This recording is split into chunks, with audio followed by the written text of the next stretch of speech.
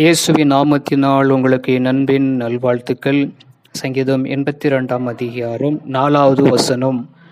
பலவீனனையும் எளியவனையும் விடுவித்து துன்மார்க்கின் கைக்கு அவர்களை தப்புவியுங்கள். அல்லேலூயா. இன்னைக்கு ஒரு பலவீனமாக இருக்கலாம், ஒரு நோய்வாய்ப்பட்டு அவங்களால எழ முடியாமல் ஒரு பலவீனம், அதே போல் எளியவனையும், இந்த 2 பேரையும் ஆண்டவராகிய இயேசு கிறிஸ்து விடுவித்து துன்மார்க்கருடைய கைக்கு அவர்களை தப்புவிக்க வல்லவராக இருக்கிறார். அது மாதிரி நம்மளை தப்புவியுங்கன்னு சொல்கிறத இங்கே பார்க்க முடிகிறது. ஆண்டவரே என்னை தப்புவியுங்க, துன்மார்க்கருடைய கை அவர்களிருந்து என்ன பண்ணுங்க, தப்புவிக்க நீங்கள் தான் வல்லவராக இருக்கிறீங்கன்னு சொல்லி நம்ம ஆண்டவரிடத்தில் கேட்கப்படும் பொழுது நம்முடைய பலவீனமும் நம்ம எளிமையாக இருக்கிற நம்ம எளிமையானவையும் கர்த்தர் நம்மளை விடுவிப்பார். இந்த வார்த்தை வசனம் உங்கள் வாழ்க்கையில் நடக்கும். இந்த விடுதலையின் மாதத்தில் கர்த்தர் உங்களை விடுவிக்க அவர் வல்லவராக இருக்கிறார். இங்கே அநேகருக்கு இந்த விடுவித்து அநேகருக்கு நீங்கள் சாட்சியாக வாழுங்க.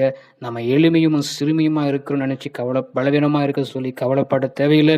கர்த்தருடைய வார்த்தை நம்மோடு கூட இடைப்படுவதனால் அனுதினமும் இடைப்பட்டு கொண்டிருக்கிறது. அதனால் தொடர்ந்து நீங்கள் இந்த ஜீசஸ் பிளஸிங் வேர்ல்டு அநேகருக்கு நீங்கள் தெரியப்படுத்துங்க, அநேகருக்கு நீங்கள் ஷேர் பண்ணுங்கள், கமெண்ட்ஸ் பண்ணுங்கள், லைக் பண்ணுங்கள்.